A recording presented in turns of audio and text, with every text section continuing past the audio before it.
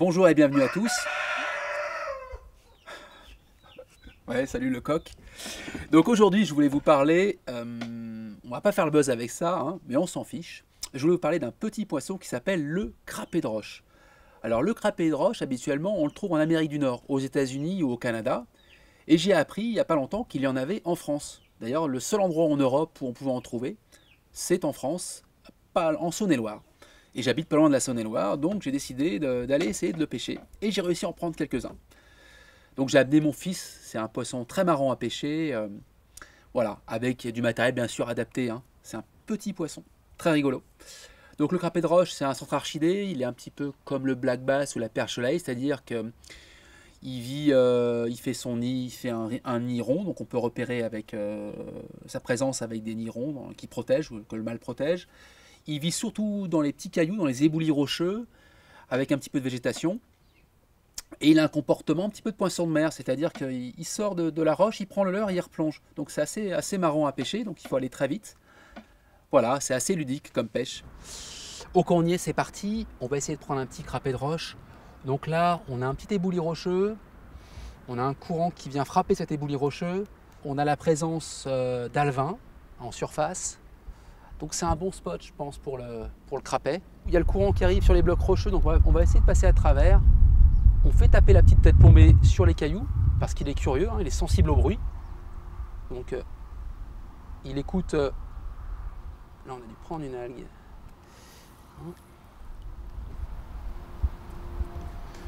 Je suis un peu court en tête plombée.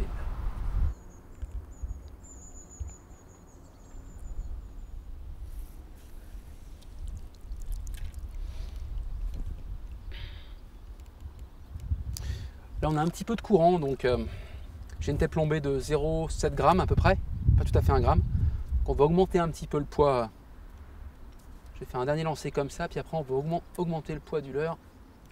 Parce qu'il y a beaucoup d'algues, il faut essayer de passer à travers pour pêcher de dessous. Parce que le crapet il vit vraiment au fond.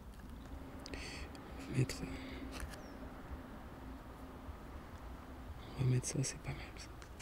Allez. Oh là là là. Nombre d'algues qu'il y a, c'est hallucinant. Tiens, regarde la carcoï, c'est un silure. Il y a un petit silure albinos. Attends, c'est très rare. Regarde-le. Viens là, mon petit, mange. Incroyable. On va lui mettre le petit verre là. Il n'en veut pas.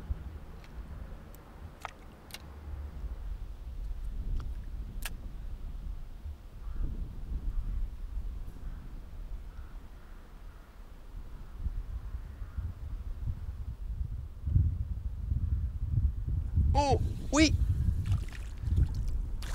Et voilà. Oui, yes.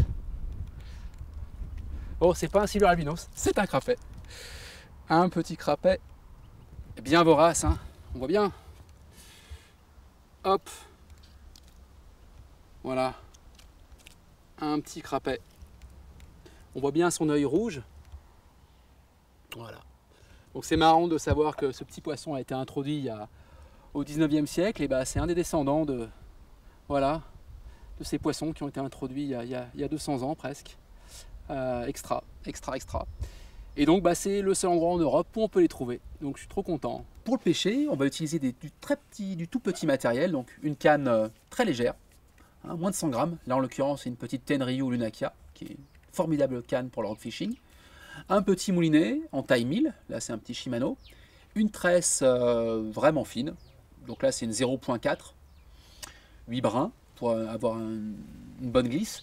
Et puis une petite pointe en fluorocarbone en 15 centièmes. Sur cette pointe en fluorocarbone, on va utiliser une petite tête plombée d'1 gramme, ou moins d'1 gramme même, hein. J'utilise 0,5, 0,6 grammes, avec un petit leurre souple. Là en l'occurrence, c'est un Rains, hein, un Rogue Vibe, pardon. Voilà. Donc c'est le genre de petites choses qu'on utilise. Bon là je l'ai mis comme une truffe, c'est pas grave, voilà. Donc des leurres de 5 cm maximum. Petites écrevisses aussi, ça marche bien. Toute petite crocs comme ça. Voilà, vous pouvez utiliser des petits shads comme les One Up, les excellents Ketek aussi, hein, les Easy Shiner en 2 pouces. Ou alors encore mieux des des petits leurres, surtout ce qui marche le mieux, c'est des leurres qui ont la forme d'un verre, hein, vermiforme. Comme les Ketek, je crois les Swim Impact, il me semble, ou Swim Shad. Voilà, enfin regardez, dans les coloris très foncés, green pumping, noir, ou un petit peu verte. Voilà, comme pour le black bass finalement. Tiens, là, par exemple, là on a des très bons coloris, là le One Up Shad en coloris 45, pardon. Voilà. Donc, et après, il faut trouver le plus dur finalement, c'est de trouver les bons spots. Donc on va aller en Saône-et-Loire, sur la Loire, trouver des petits éboulis rocheux, des petits tas de branches pour essayer de les prendre. Tu vois là, ils viennent autour, tac. Il faut un peu leur rendre la main.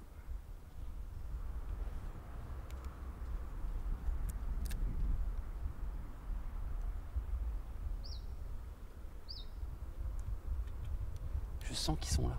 Ils sont là.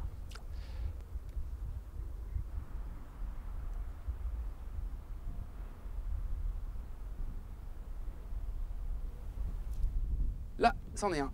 Et un beau. Superbe crapet. Oh yes! Ah, excellent.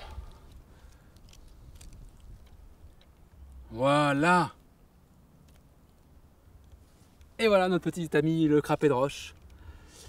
Ou rock bass, il a pas mal de noms. Ou Red Eyes Crapet, je sais plus exactement, aux États-Unis. Et là on voit, c'est vraiment un centre archidé, donc il a son épine dorsale. Ah, il est marrant. Voilà, c'est un super petit poisson. Très vorace. Donc là, il y a un petit peu de monde qui arrive. On va pas tarder d'y aller parce que je veux pas qu'on repère trop le coin. Pas parce que je suis avare du coin, mais voilà, parce que pour protéger ces petits poissons. Oh! Oh, yes! Viens là, viens là! Crapet, crapet! Chut, chut, chut, on va le cacher. Hop, voilà. Voilà. Yes! Et voilà le petit crapet. Donc bah, vous aussi, si un jour vous venez en Saône-et-Loire, bah, essayez d'aller en attraper quelques-uns. C'est très marrant et surtout pour les enfants, ça peut être vraiment ludique.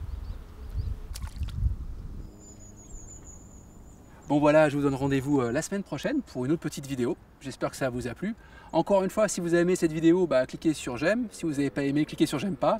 Vous pouvez aussi me laisser un petit commentaire. À très bientôt. Il est chiant le coq aussi. Hein. C'est le coq de dingue. Insupportable.